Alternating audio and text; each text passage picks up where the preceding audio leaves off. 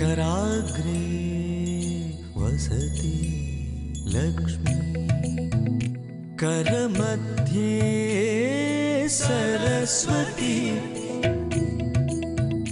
करमूले सदा गौरी प्रभारे करदर्शन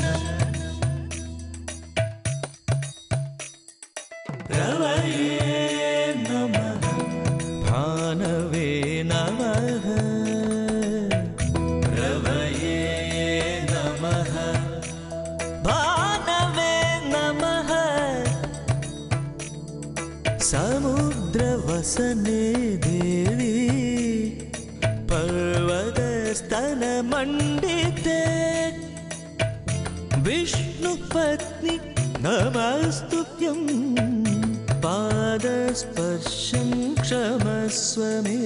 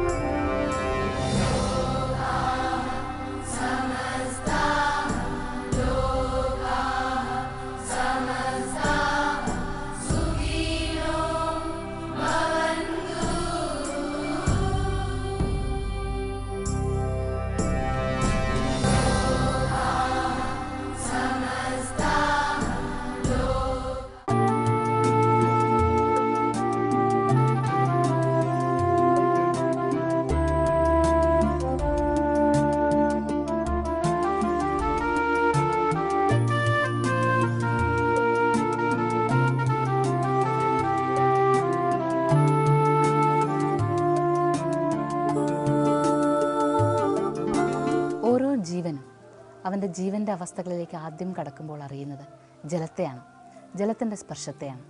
അമ്മയുടെ ഗർഭപാത്രത്തിനുള്ളിൽ കിടക്കുമ്പോൾ മുതൽ ആദ്യം അറിയുന്നത് ജലം തന്നെ.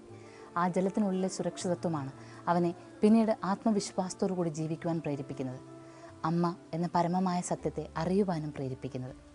അതുകൊണ്ട് ജലം അമൃതാണ്. ജീവൻ്റെ ആ അമൃതില്ല എങ്കിൽ ജീവനിൽ ഒരു സന്തോഷവും ആനന്ദവും ഉണ്ടാകുന്നില്ല. അതുകൊണ്ടാണ് നമ്മുടെ വിശ്വാസങ്ങളെല്ലാം തന്നെ ഈ തീർത്ഥത്തെ സ്പർശിച്ചു നിൽക്കുന്നത്. ഈ തീർത്ഥത്തിൽ സ്പർശിച്ചാൽ വിശുദ്ധമാകുമെന്ന വിശ്വാസം വരുന്നത്. ഒഴുകുന്ന പുഴയിലും കുളത്തിലും കായലിലും എല്ലാം ഉള്ളത് വിശുദ്ധ ജലമാണ് എന്ന് തിരിച്ചറിഞ്ഞുകൊണ്ട് സ്നാനകർമ്മങ്ങൾക്ക് ഭാരതം പ്രാധാന്യം കൊടുക്കുന്നത്. ഗംഗ ഒഴുകുന്ന ആ നാട് അല്ലെങ്കിൽ ഈ നാട്, നീളെ ഒഴുകുന്ന ഈ നാടിൻ്റെ പുണ്യം, അങ്ങനെ കേരളത്തിൻ്റെയും ഭാരതത്തിൻ്റെയും മഹത്വങ്ങൾ വാഴ്ത്തിപ്പാടിക്കൊണ്ടേ ഇരിക്കുവാനാകും നമുക്ക്. അവിടെയെല്ലാം ജലമുണ്ട്. ജലമില്ല എങ്കിൽ നമ്മിൽ ഈ നന്മകളൊന്നുമില്ല, കേരളീയത തീർത്തുമില്ല. ജലത്തെക്കുറിച്ച് പറയുവാൻ കാരണമുണ്ട്. ഇന്ന് നാം ഇരിക്കുന്ന ഒരു തീർത്ഥത്തിൻ്റെ കരയിലാണ്. കണ്ടാലറിയാം ഇതൊരു ക്ഷേത്രക്കുളമാണ്. പക്ഷേ ഇത് വെറുമൊരു ക്ഷേത്രക്കുളമല്ല, സമുദ്രത്തിനോട് തൊട്ട് ചേർന്നിരിക്കുന്ന ഒരു ക്ഷേത്രക്കുളമാണ്. എന്നാൽ സമുദ്രജലത്തിലെ ഉപ്പിൻ്റെ അംശം ഒട്ടുമില്ലാതെ വിശുദ്ധമായ ജലം ഇതെങ്ങനെ തീർത്ഥമാകുന്നുവെന്നല്ലേ. ആ തീർത്ഥത്തെക്കുറിച്ച് പറയുന്നതിന് മുൻപ് നാം ഇരിക്കുന്ന ഈ പ്രദേശത്തെക്കുറിച്ച് പറയണം. ഈ പ്രദേശത്തിൻ്റെ നാമം തന്നെ കണ്വ തീർത്ഥം എന്നാണ്.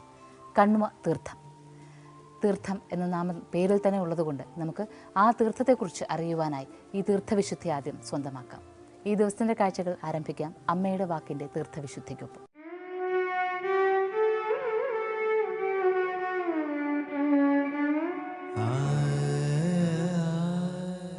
അറിവമ്മ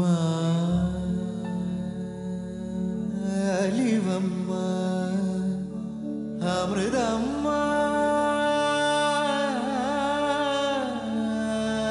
അഖിലം നീ.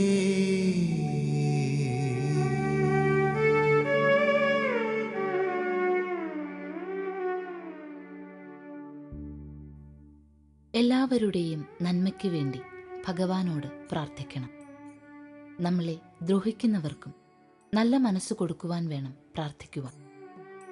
അന്യര് കൂടി നന്നാകണേ എന്നുള്ള പ്രാർത്ഥന ഫലവത്താകുമ്പോൾ അതുമൂലം നമുക്കാണ് ശാന്തിയും സമാധാനവും. ദിവസവും ഒരു നേരമെങ്കിലും ലോക സമസ്ത സുഖിനോ ഭവന്തു എന്ന മന്ത്രം ജപിക്കണം. അമ്മയുടെ ഈ വാക്കുകളിലൂടെ ലോകം മുഴുവനും സുഖം നിറയട്ടെ.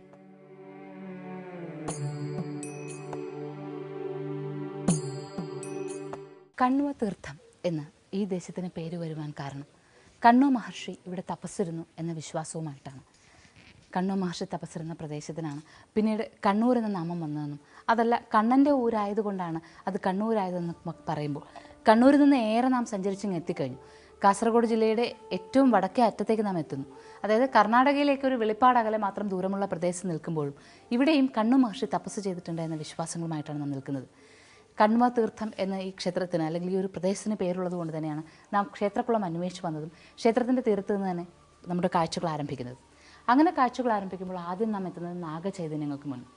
നാഗവിശ്വാസങ്ങളും നാഗസങ്കല്പങ്ങളും ഏറെ നിലകൊള്ളുന്ന ഈ ക്ഷേത്രഭൂമിയിൽ മത് അനന്തേശ്വര ക്ഷേത്രത്തിൽ കണ്ടതിന് അത്രയും എണ്ണമില്ല എങ്കിലും നിരവധിയായ നാഗവിഗ്രഹങ്ങൾ ഇവിടെയും ഉണ്ട് എന്ന് മനസ്സിലാക്കാം. അതൊരു അരയാലും ചുവട്ടിലാണ് ഉള്ളത്.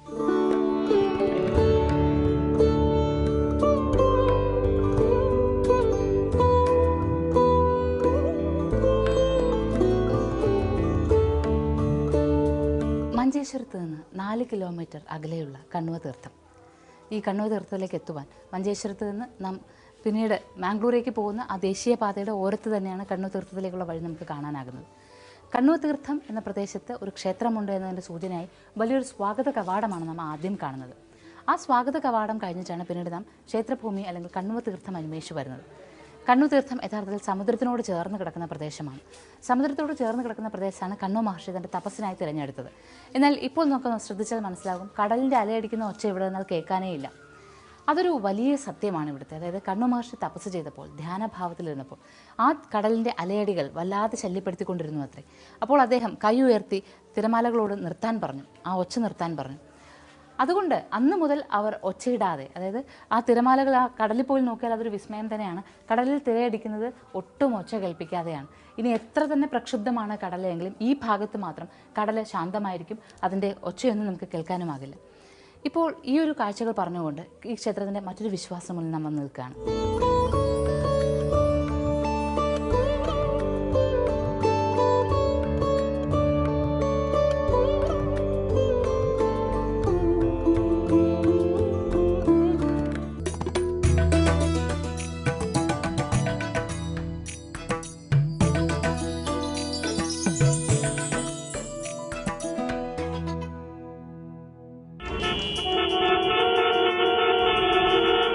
വാർത്തകൾ ഇവിടെ വാൾമുനകളാവുന്നു.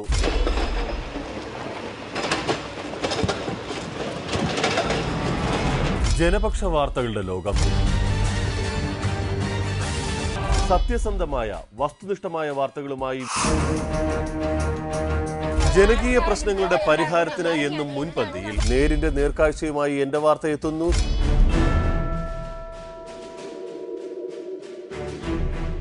ഞായറാഴ്ച രാവിലെ 10 മണിക്ക്.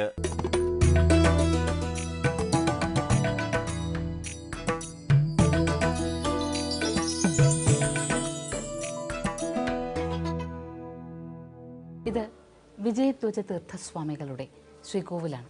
വിജയധ്വജ തീർത്ഥസ്വാമികൾ എന്നാൽ ഉടുപ്പിയിലെ പെഷ്വാ മഠത്തിലെ 6ാമത്തെ സ്വാമികളാണ്. അദ്ദേഹമാണ് ഭാഗവതം ഇവിടെ സാധാരണക്കാർക്ക് മനസ്സിലാകുന്ന രീതിയിൽ വളരെ ഭാഗവതത്തിലെ എല്ലാ ശ്ലോകങ്ങളും ഏറ്റവും സാധാരണക്കാരന് മനസ്സിലാകുന്ന ഭാഷയിൽ പരിഭാഷപ്പെടുത്തിയത്. അതുമാത്രമല്ല ജ്ഞാനവും അതുപോലെ വിദ്യയും പിന്നെ വൈരാഗ്യവും ആ മൂന്നും തമ്മിലേക്കുള്ള ഒരു ചലനം അല്ലെങ്കിൽ അത് മൂന്നുമായുള്ള ബന്ധം അതിനെക്കുറിച്ച് അദ്ദേഹം എപ്പോഴും വളരെയേറെ വിശദമായി പറഞ്ഞു തരുമായിരുന്നു. അദ്ദേഹത്തിൻ്റെ സമാധി സ്ഥാനം, അദ്ദേഹം സമാധിയായത് ഇവിടെ വെച്ചാണെന്നുള്ള വിശ്വാസമുള്ളതുകൊണ്ടാണ് അവിടെ ഒരു സമാധി സ്ഥലമുള്ളത്. ഇത് പറഞ്ഞുകൊണ്ട് നാം ഇപ്പോൾ കണ്വ തീർത്ഥത്തിൽ ഒരു പ്രധാന ക്ഷേത്രഭൂമി ഉണ്ടെന്ന് മനസ്സിലാക്കുന്നു. അവിടേക്കാണ് വന്നു നിൽക്കുന്നത്. ഇവിടെ ആകട്ടെ സങ്കല്പമാകുന്നത് കോദണ്ഡരാമസ്വാമിയാണ്.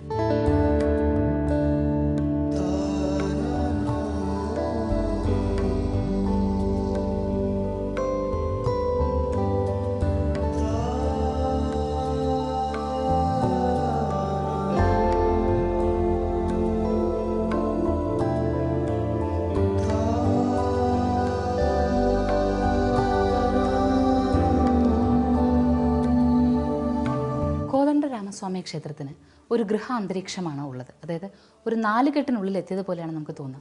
അതിനുള്ള രീതിയിലുള്ള ഒരു ശ്രീകോവിൽ നിർമ്മാണ രീതിയാണ് എന്ന് കാണാം. ചുറ്റുവട്ടത്തും 4 കെട്ടിന് സമാനമായി തൂണുകളോട് കൂടിയ ഒരു മണ്ഡപവുമുണ്ട്. ഇവിടെ വിഗ്രഹ പ്രതിഷ്ഠകൾ ഒരു പ്രത്യേക രീതിയിലാണ്.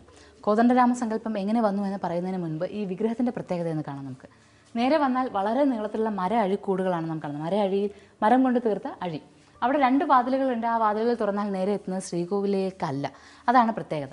നമുക്ക് ഭഗവാനെ കാണണമെങ്കിൽ കോദണ്ഡരാമൻ രാമൻ ലക്ഷ്മണനും സീതയുടെയും ഒപ്പം നിൽക്കുന്ന ആ രൂപമാണ് ഇവിടെ കാണുന്നത്. സീതാ ലക്ഷ്മണ സമേതനായ രാമഭാവത്തെ കാണുവാനാകുന്നു ഇവിടെ നിന്ന് ഈ ജനലിലൂടെ നോക്കിക്കഴിഞ്ഞാൽ. ഈ ജനൽ ശരിക്കും നമുക്ക് ഉടുപ്പി ക്ഷേത്രത്തിലെ കനകനകിണ്ടി എന്ന ജനൽ ഓർമ്മപ്പെടുത്തും. അതായത് ഭക്തന് കാണുവാൻ വേണ്ടി ഭഗവാൻ സ്വയം തിരിഞ്ഞിരുന്ന് ഒരു ജനാല സൃഷ്ടിച്ചതിൻ്റെ ഐതിഹ്യം നാം അവിടെ വെച്ച് പറഞ്ഞിട്ടുണ്ട്. അതുപോലെ ഒരു ജനാലയ്ക്കുള്ളിൽ 9 നവദ്വാരങ്ങളോട് കൂടിയിട്ടുള്ള ഒരു ജനാലയ്ക്കുള്ളിലൂടെയാണ് നമുക്ക് ഈശ്വര ദർശന സൗഭാഗ്യം ലഭിക്കുന്നത്. അതായത് നട അടച്ചിരിക്കുന്ന സമയത്തും ഇവിടെ ക്ഷേത്രഭൂമിയിൽ എത്തുന്നയാൾക്ക് കോദണ്ഡരാമ ദർശനം സൗഭാഗ്യം ലഭിക്കുന്നു.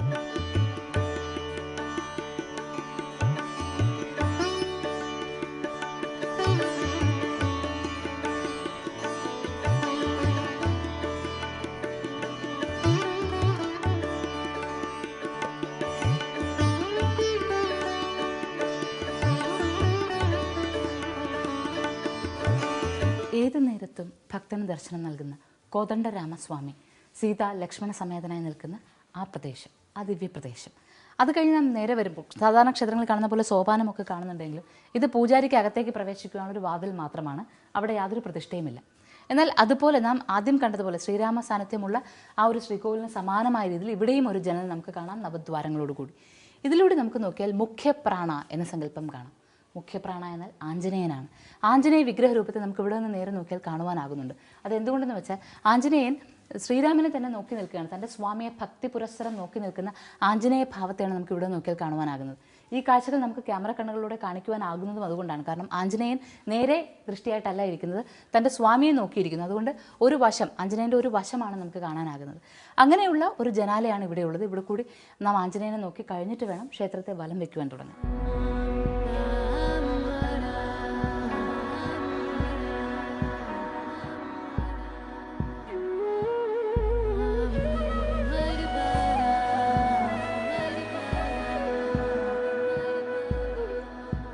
ത്രേതായുഗത്തിൽ ശ്രീരാമൻ്റെ ദാസനായിരുന്ന മുഖ്യപ്രാണ എന്ന ആഞ്ജനേയൻ, അതേ ആഞ്ജനേയൻ തന്നെയാണ് കലിയുഗത്തിൽ മധ്വാചാര്യയായി മാറിയത് എന്ന് വിശ്വാസമുണ്ട്. ഉടുപ്പി ശ്രീകൃഷ്ണസ്വാമി ക്ഷേത്രവുമായി ബന്ധപ്പെട്ട് മധ്വാചാര്യയുടെ ചരിത്രവും വിശ്വാസങ്ങളും നാം ഏറ്റവും നന്നായി വിശദീകരിച്ച് പറഞ്ഞിട്ടുണ്ട്. മധ്വാചാര്യ, അദ്ദേഹത്തിൻ്റെ ഭക്തി, അദ്ദേഹത്തിന് കീഴിൽ പിന്നെ അവിടെ സ്ഥാപിച്ച മഠങ്ങൾ, ഉടുപ്പിയിലെ അഷ്ടമഠങ്ങളും ഈ മധ്വാചാര്യയുടെ ഒരു പ്രചോദനത്തിൽ നിന്നുണ്ടായതാണ്. മധ്വാചാര്യ യഥാർത്ഥത്തിൽ കലിയുഗത്തിലെ ആഞ്ജനേയനാണ് എന്ന് വിശ്വസിക്കപ്പെടുമ്പോൾ തൻ്റെ സ്വാമിക്കൊപ്പം ഇരിക്കുവാനുള്ള ആ ആഗ്രഹമാണ് പിന്നീട് കലിയുഗത്തിൽ ശ്രീകൃഷ്ണ ഭാവവുമായും മാത്രമല്ല എല്ലാ ക്ഷേത്രങ്ങളിലെ ഭാവങ്ങളുമായി ഒത്തുചേർത്ത് നിർത്തിയിരിക്കുന്നത്. മധ്വാചാര്യ നിർമ്മിച്ച പല ക്ഷേത്രങ്ങളും ഈ ഭൂമിയിൽ ഉണ്ടാകുവാൻ കാരണം അതുകൊണ്ടാണെന്ന് പറയുന്നു. ഈ ക്ഷേത്രഭൂമിയിലും തപസ് ചെയ്യുവാൻ മധ്വാചാര്യ വന്നിട്ടുണ്ട് എന്ന വിശ്വാസമുണ്ട്. ഏതായാലും ഇപ്പോൾ നാം നിൽക്കുന്നത് ആഞ്ജനേയനെ നേരെ ദർശിക്കുവാനാകുന്ന ശ്രീകോവിലിന് മുന്നിലാണ്. ഒരു വസ്തു നാം നോക്കിയപ്പോൾ ആഞ്ജനേയൻ്റെ ഒരു വശം മാത്രമാണല്ലോ കണ്ടത്. ക്ഷേത്രത്തെ വലം വെച്ച് നാം ഈ ഒരു ഭാഗത്തേക്ക് എത്തുമ്പോഴേക്കും നമുക്ക് ആഞ്ജനേയനെ നേരിട്ട് തന്നെ ദർശനം നടത്തുവാനാകുന്നു. ഇവിടെ നിന്ന് പ്രാർത്ഥിച്ച് നമുക്ക് ആഞ്ജനേയന് മുന്നിൽ പ്രാർത്ഥിച്ച് മനസ്സിലെ ഭയവും പേടിയും ഭൂതബാധകളെക്കുറിച്ചുള്ള ചിന്തകളും ഒക്കെ മാറ്റി ആത്മവിശ്വാസമുള്ള മനുഷ്യനായി മുന്നോട്ട് നടക്കാനാകും.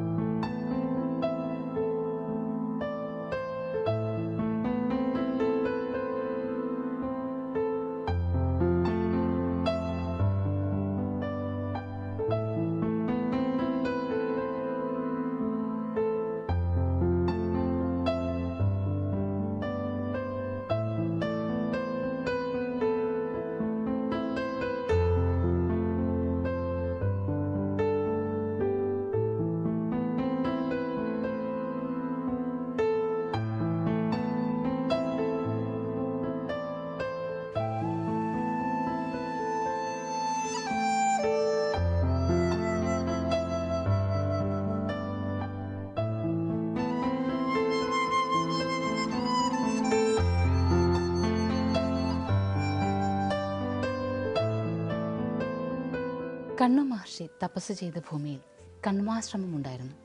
ആ കണ്വാശ്രമത്തിലേക്ക് വനവാസകാലത്ത് ശ്രീരാമൻ ലക്ഷ്മണ സീതാ സമേതനായി വന്നിരുന്നു. അതുകൊണ്ടാണ് ഇവിടെ ഒരു കോദണ്ഡരാമക്ഷേത്രവും മുഖ്യപ്രാണക്ഷേത്രവും ഉണ്ടായി വന്നത്. എന്നാൽ അതിനോടൊപ്പം തന്നെ ശ്രീരാമദേവൻ ഇവിടെ ഇരിക്കുമ്പോൾ രാവണൻ്റെ ലങ്കയിൽ നിന്ന് വിഭീഷണൻ ശ്രീരാമനെ കാണുവാനായി ഇവിടേക്ക് എത്തുകയും ചെയ്തു. ആ സമയത്ത് വിഭീഷണൻ ശ്രീരാമന് തീർത്ഥം നൽകിയെന്നും അതല്ല ശ്രീരാമനാണ് തിരിച്ച് വിഭീഷണ തീർത്ഥം നൽകിയെന്നും ഒക്കെ വിശ്വാസങ്ങൾ പറയുന്നുണ്ട്. ആ തീർത്ഥമാണ് നാം നേരത്തെ കണ്ട ക്ഷേത്രകുളത്തിലുള്ളത് എന്നും വിശ്വസിക്കപ്പെടുന്നുണ്ട്. അങ്ങനെ രാമായണ കാലഘട്ടവുമായി ഏറെ ബന്ധപ്പെട്ട് നിൽക്കുന്ന ഒരു ക്ഷേത്രഭൂമിയിലൂടെയാണ് നാം ഇപ്പോൾ സഞ്ചരിച്ചത്. അവിടെ അതുകൊണ്ടാണ് കോദണ്ഡരാമസങ്കല്പം, അതായത് വിഭീഷണ് തന്നെ ആരാധിക്കുവാൻ, സ്വയം രാമനെ ആരാധിക്കുവാൻ വേണ്ടി രാമൻ തന്നെ വിഭീഷണ് നൽകിയ വിഗ്രഹരൂപമാണത്രേ ഇന്നും അവിടെ കുടികൊള്ളുന്നത്. അങ്ങനൊരു ശ്രേഷ്ഠ സങ്കല്പമുള്ളപ്പോൾ വനവാസകാലത്ത് രാമൻ വന്നിടത്തെല്ലാം രാമൻ്റെ ഈശ്വരനെ സ്ഥാപിച്ച് പ്രതിഷ്ഠിച്ച് പ്രാർത്ഥിച്ചിട്ടുണ്ട്. രാമൻ്റെ ഈശ്വരൻ മഹാദേവനാണ്. മഹാദേവ സാന്നിധ്യം ബ്രഹ്മേശ്വരനായി നിലകൊള്ളുന്ന ഒരു ക്ഷേത്രഭൂമി ഇവിടെ കാണുവാനാകും. നമുക്കറിയാം മഞ്ചേശ്വരത്ത് അല്ലെങ്കിൽ മഞ്ചേശ്വരം എന്ന ഭാഗത്ത് 7 ഭാവത്തിലാണ് ശൈവഭാവങ്ങൾ, 7 തരത്തിലാണ് ഉള്ളത്. അതിൽ ഒന്ന് മഹാലിംഗേശ്വരൻ, പിന്നെ മഞ്ചേശ്വരൻ, ഇപ്പോഴിതാ ബ്രഹ്മേശ്വരൻ എന്ന ഭാവത്തിൽ. ബ്രഹ്മേശ്വരൻ എന്ന ചൈതന്യമാവുകയാണ് ശ്രീരാമ സാന്നിധ്യം ഇവിടെ. ആ അതായത് ശ്രീരാമൻ ആരാധിച്ചിരുന്ന മഹാദേവ ചൈതന്യം ഇവിടെ ബ്രഹ്മേശ്വരൻ എന്ന സാന്നിധ്യമായി മാറുമ്പോൾ ശിവലിംഗം ആരാധനയോടുകൂടി നമുക്ക് പ്രാർത്ഥിക്കുവാനാകുന്നു. ഇവിടെ തൃക്കണ്ണുകൾ ചാർത്തിയ ആ ഒരു പ്രത്യേക ഭാവത്തിലുള്ള ശിവലിംഗ ദർശനമാണ് നമുക്ക് ലഭിക്കുന്നത്. രാജരാജായ മംഗളം മംഗളം നാഥനാഥായ കാലകാലായ മംഗളം കാലകാലായ മംഗളം.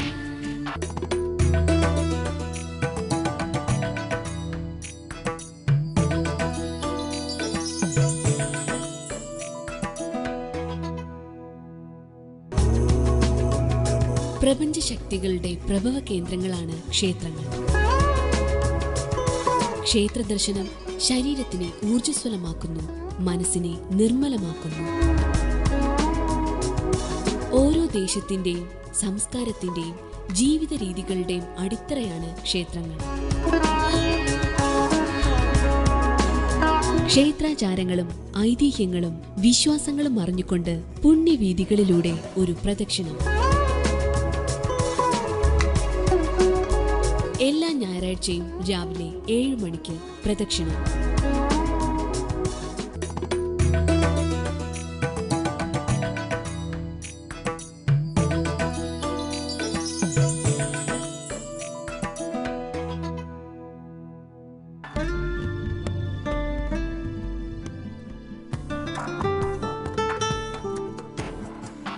മഞ്ചേശ്വരത്തിൻ്റെ കാഴ്ചകളുടെ വൈവിധ്യങ്ങളെ അറിഞ്ഞുകൊണ്ട് ഇനി നമുക്ക് ഒരു ജൈനമത വിശ്വാസം നിലകൊള്ളുന്ന ക്ഷേത്രഭൂമിയിലേക്ക് സഞ്ചരിക്കാം. മഞ്ചേശ്വരത്തെ ജൈനക്ഷേത്രം അതിപ്രസിദ്ധമാണ്, ചരിത്രപ്രസിദ്ധമാണ് എന്നതാണ് സത്യം. മഞ്ചേശ്വരത്തിൻ്റെ ചരിത്രം പഠിക്കുമ്പോൾ, മഞ്ചേശ്വരത്തിൻ്റെ ഓരോ കാലത്തിൻ്റെ സാമൂഹിക പരിവർത്തനങ്ങളെക്കുറിച്ച് പഠിക്കുമ്പോഴൊക്കെ ഈ ജൈനക്ഷേത്രം ഏറെ സഹായകരമാകും. ജൈനക്ഷേത്രം എന്ന് പറഞ്ഞ് ഈ കാഴ്ചകൾ കാണുമ്പോൾ നമുക്ക് മനസ്സിലാകും, മുൻപൊരു കാലത്ത് പ്രഭാവത്തോടു കൂടി നിന്ന ജൈനക്ഷേത്രത്തിന് ഇന്ന് അത്രത്തോളം പ്രഭാവമില്ല. ചുറ്റുവട്ടമാകെ കാട് പിടിച്ച് കിടക്കുകയാണ്. കാടിന് നടുവിലാണ് ആ ജൈനക്ഷേത്രം നിലകൊള്ളുന്നതെന്ന് മനസ്സിലാക്കിക്കൊണ്ട് നാം അതിൻ്റെ തിരുമുന്നിലെത്തുമ്പോഴേക്കും ജൈനക്ഷേത്രം അതിൻ്റെ മാതൃകയും അതിൻ്റെ സൗന്ദര്യവും ഒക്കെ കണ്ട് നമ്മെ ആകർഷിക്കാൻ തുടങ്ങുന്നു. എത്ര കാട് പിടിച്ച് കടന്നാലും എത്ര വർഷം പഴക്കമുണ്ടെങ്കിലും ദേവാലയത്തിന് ഒരു ചൈതന്യമുണ്ട് തീർച്ചയായും.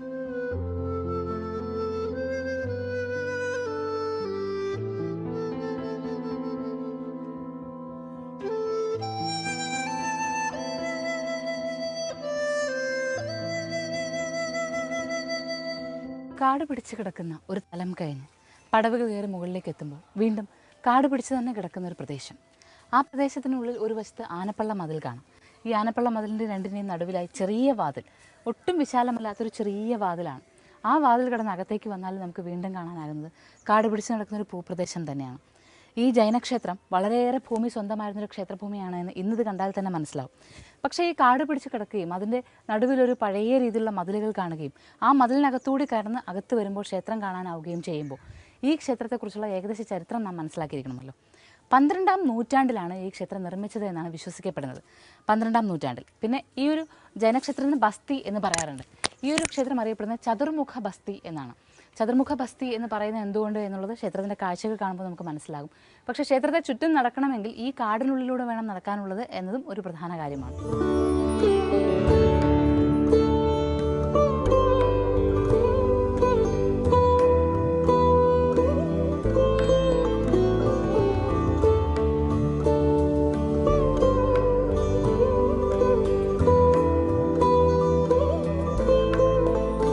വർദ്ധമാനവീര സങ്കല്പമാണ് ഇവിടെ ജൈന ക്ഷേത്രത്തിൽ കുടികൊള്ളുന്നത്. എന്നാൽ നിരവധി വിഗ്രഹ രൂപങ്ങൾ നമുക്ക് കാണുവാനാകുന്നു. അപൂർവമായ ഒരു ദർശന സൗഭാഗ്യമാണ് ഇത്. ഒരു സ്തംഭത്തിൽ നമുക്ക് ഇങ്ങനെ നോക്കിയാൽ തന്നെ 4 വശത്തേക്കും വിഗ്രഹങ്ങളുണ്ട് എന്ന് കാണാം. വിഗ്രഹ രൂപങ്ങളുണ്ട്. അതും ജൈന തീർത്ഥങ്കരന്മാരുടെ അതേ ഭാവത്തിൽ തന്നെ നമുക്ക് കാണാനാകുന്നു ഇവിടെ. ഈ ഒരു വിശ്വാസങ്ങളെക്കുറിച്ചും അതിൻ്റെ ഒരു തത്വങ്ങളെക്കുറിച്ചുമൊക്കെ നമുക്ക് വിശദീകരിക്കുന്നതിന് മുൻപ് ക്ഷേത്രത്തിൻ്റെ പൂജാതി കാര്യങ്ങൾ നോക്കുന്ന അവരോട് തന്നെ നമുക്ക് ചോദിച്ച് മനസ്സിലാക്കാം. എങ്ങനെയാണ് ഇതിൻ്റെ പൂജാതി കാര്യങ്ങൾ, എങ്ങനെയാണ് വിശ്വാസങ്ങൾ വരുന്നത്? നമസ്കാരം. ഇവിടെ ആരൊക്കെയാണ് സാന്നിധ്യമാകുന്നത്? ಆದಿನಸ್ವಾಮಿ 1008 ಆದಿನ ತೀರ್ಥಂಕರ. ആദിനാഥ തീർത്ഥങ്കർ. ആദിനാഥ തീർത്ഥങ്കരുടെ വർദ്ധമാന മഹാവീർ. ಪ್ರಥಮ ತೀರ್ಥಂಕರ ಚಂದ್ರನಾಥ ಸ್ವಾಮಿ. ये ಶಾಂತಿನಾಥ ಸ್ವಾಮಿ, ये ಮಹಾವೀರ ಸ್ವಾಮಿ. പ്രഥമ സ്വാമി ആദിനാഥ സ്വാമി, ചന്ദ്രനാഥ സ്വാമി, ശങ്കരനാഥ്, ಚಂದ್ರನಾಥ, ശാന്തിനാഥ, ಮಹಾವೀರ, മഹാവീര.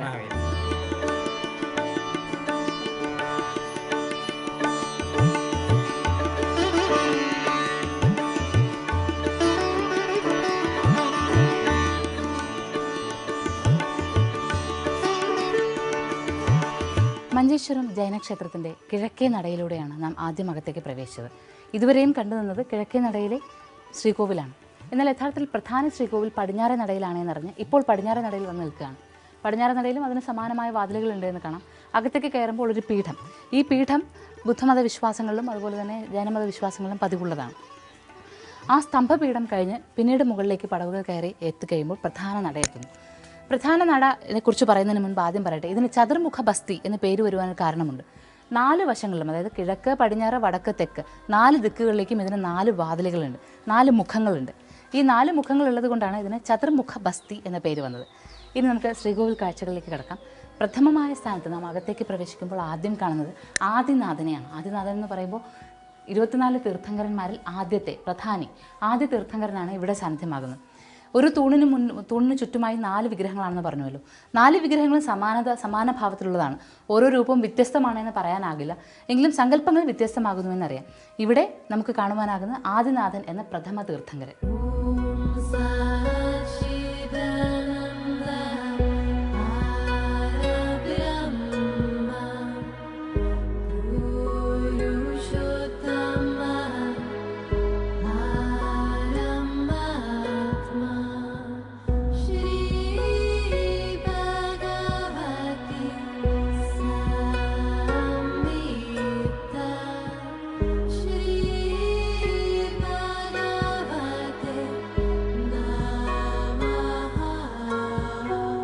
ആദിനാഥസ്വാമികൾ സ്ഥാനമാകുന്ന ശ്രീകോവിലിന് നേരെ മുന്നിലായി ഒരു വശത്ത് നമുക്ക് കാണുവാനാകുന്നത് ജൈനമതത്തിലെ മാതൃസങ്കല്പമായ പത്മാവതി അമ്മയാണ്.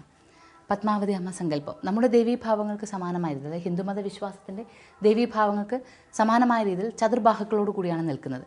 ജൈനമതത്തിൻ്റെ വിശ്വാസങ്ങൾ നമുക്കൊരു പ്രത്യേകത അറിയുവാൻ പറ്റുന്നത് പണം നേർത്ത് നിൽക്കുന്ന നാഗങ്ങൾ വിഗ്രഹങ്ങൾക്ക് പുറകിലുണ്ടാകുമ്പോഴാണ് അത് ജൈന വിഗ്രഹങ്ങൾ ആയി മാറുന്നത്. എന്നാൽ ഇന്ന് നമ്മുടെ പല ഹിന്ദു ക്ഷേത്രങ്ങളിലെയും വിഗ്രഹരൂപങ്ങൾ ഇത്തരത്തിൽ ചില സമാനതകൾ പുലർത്തുന്നു എന്നുള്ളതുകൊണ്ട് പണ്ടുകാലത്തുണ്ടായിരുന്ന ജൈന വിഹാരങ്ങളും ബുദ്ധവിഹാരങ്ങളും ഒക്കെ പിന്നീട് ഒരു കാലത്ത് ഹിന്ദു ക്ഷേത്രങ്ങളായി പരിണമിച്ചതാണ് എന്ന ചരിത്രം സ്പഷ്ടമായും സത്യമാണ് എന്ന് തെളിയുന്നു.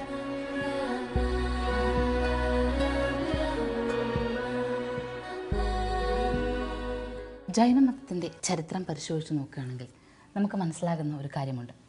അതിൽ ഉത്തര കാനറയിലെ തുളുനാട് ഭാഗങ്ങളിൽ ജൈനമതം ഒരു കാലത്ത് അതീവ ശക്തി പ്രാപിച്ചിരുന്നു.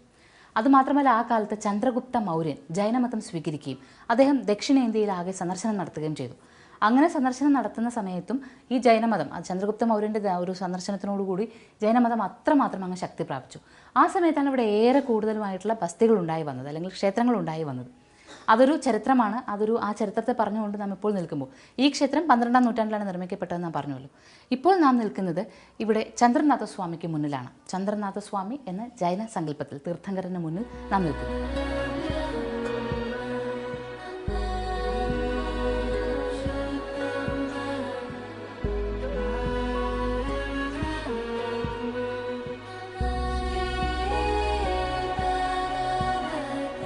കിഴക്കേ നടയിൽ ശാന്തിനാഥസ്വാമികളാണ് സാന്നിധ്യമാകുന്നത്. ശാന്തിനാഥസ്വാമികൾ കിഴക്കേ നടയിൽ സാന്നിധ്യമാകുമ്പോൾ ഈ നടയിലൂടെയാണ് നാം ആദ്യം പ്രവേശിച്ചു വന്നത്. പിന്നീടാണ് പടിഞ്ഞാറ് കൂടിയാണ് യഥാർത്ഥ നടയെന്നറിഞ്ഞ് അങ്ങോട്ടേക്ക് പോയത്. അവിടെ ഒരു വശത്തായി നമുക്ക് ഇപ്പോൾ ശാന്തിനാഥസ്വാമികൾ ഉള്ളതിന് ഒരു വശത്തായി ബ്രഹ്മദേവനും സാന്നിധ്യമുണ്ടെന്ന് കാണാം. അതൊരു ചെറിയ വിഗ്രഹരൂപമാണ്. എന്നാൽ ഇവിടെ നിന്നാണ് നാം പ്രധാന മൂർത്തിക്കരികിലേക്ക് എത്തുന്നത്. പ്രധാന നട പടിഞ്ഞാറേ നടയാണെന്ന് പറഞ്ഞു. എന്നാൽ പ്രധാന മൂർത്തി, ജൈനമതത്തിൻ്റെ പ്രധാന മൂർത്തി എന്ന് പറയുമ്പോൾ അത് വർദ്ധമാന മഹാവീരൻ തന്നെ. അപ്പോൾ മഹാവീരൻ എന്ന് വിശേഷിപ്പിക്കുന്ന വർദ്ധമാന മഹാവീരൻ സാന്നിധ്യമാകുന്ന ശ്രീകോവിലിന് തിരുമുന്നിൽ എത്തുമ്പോഴാണ് ഈ ജൈനമത സങ്കല്പത്തിൻ്റെ അല്ലെങ്കിൽ സങ്കേതത്തിൻ്റെ ആ ഗുരു സാന്നിധ്യം പൂർണ്ണമാകുന്നത്, അല്ലെങ്കിൽ ഇത് കാണുവാൻ എത്തുന്നവരിലേക്ക് ആ ഗുരുത്വം പൂർണ്ണമായും എത്തുന്നത്.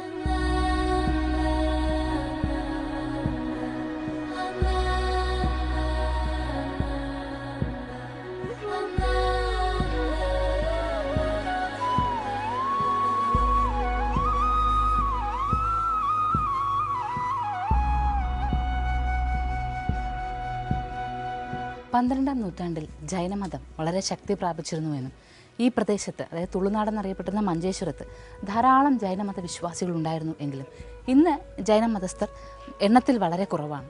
അതുകൊണ്ട് തന്നെ ഒരു ജൈന സങ്കേതം, ക്ഷേത്ര സങ്കേതം സംരക്ഷിച്ചു കൊണ്ടുപോവുക എന്നുള്ളത് അവരെ സംബന്ധിച്ചിടത്തോളം ഒരു ഭാരിച്ച ജോലി തന്നെയാണ്. അതുകൊണ്ടാണ് നാം ഈ കാണുന്ന ക്ഷേത്രഭൂമി ആകെ ഇങ്ങനെ കാട് പിടിച്ച് കിടക്കുന്നത്. പൂജകൾ പോലും യഥാസമയത്ത് അതിൻ്റെ രീതികളിൽ നടക്കുവാൻ അങ്ങനെ ജൈനന്മാർ കുറവായതുകൊണ്ട് വളരെ ബുദ്ധിമുട്ടാണ് ഇപ്പോൾ. ഇത് പറഞ്ഞുകൊണ്ട് നാം എത്തി നിൽക്കുന്ന ക്ഷേത്രത്തിൽ ക്ഷേത്രപാലക സങ്കല്പമായ നാഗചൈതന്യങ്ങൾക്ക് മുന്നിലാണ്. ഇവിടെ നാഗചൈതന്യങ്ങൾ ക്ഷേത്രപാലകരായി മാറുകയാണ്.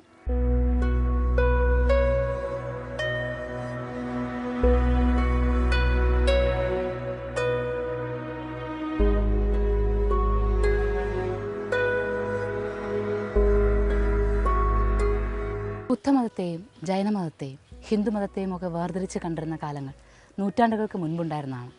ഇന്നിപ്പോൾ പരസ്പരം വേർതിരിച്ചെടുക്കാനാകാത്ത രീതിയിൽ ഇഴചേർന്നിരിക്കുന്നു എല്ലാ മതങ്ങളും തമ്മിൽ, പ്രത്യേകിച്ച് ഈ 3 മതങ്ങളും തമ്മിൽ. ജൈനക്ഷേത്രങ്ങൾ ഹിന്ദു ക്ഷേത്രങ്ങളായി പരിണമിക്കുകയും ഹിന്ദു വിശ്വാസങ്ങൾ അവിടേക്ക് വരികയും ഒക്കെ ചെയ്തപ്പോൾ ഇനി അത് വേർതിരിച്ചറിയാത്ത വിഗ്രഹഭാവങ്ങൾ നമ്മിലെല്ലാവരിലും വന്ന് ആ വിശ്വാസമായി, സങ്കല്പമായി ഒരു ജൈന ദേവതയെന്നോ അല്ലെങ്കിൽ ഒരു ഹിന്ദു ദേവതയെന്നോ ഒക്കെ വ്യത്യാസപ്പെടുത്താനാകാത്ത രീതിയിൽ മാറിയിരിക്കുന്നു. അതുകൊണ്ട് തന്നെ ജൈനന്മാരുടേത് മാത്രമല്ല, സംസ്കാരത്തെയും ചരിത്രത്തെയും സ്നേഹിക്കുന്ന എല്ലാവരുടെയും ഉത്തരവാദിത്തമാണ് ഇത്തരം ക്ഷേത്രങ്ങൾ ഇതിൻപടി തന്നെ സംരക്ഷിക്കുക എന്നുള്ളത്. അതിനുവേണ്ടി നമുക്കും ഒരു ശ്രമം നടത്തി നോക്കാം. ഏതായാലും ജൈനക്ഷേത്രത്തിൻ്റെ ഉണർവിൽ ഈ ദിവസത്തിൻ്റെ കാഴ്ചകൾ പൂർണ്ണമാവുകയാണ്. നല്ല ദിവസം ആശംസിക്കുന്നു. നമസ്കാരം. രാജരാജായ മംഗളം മംഗളം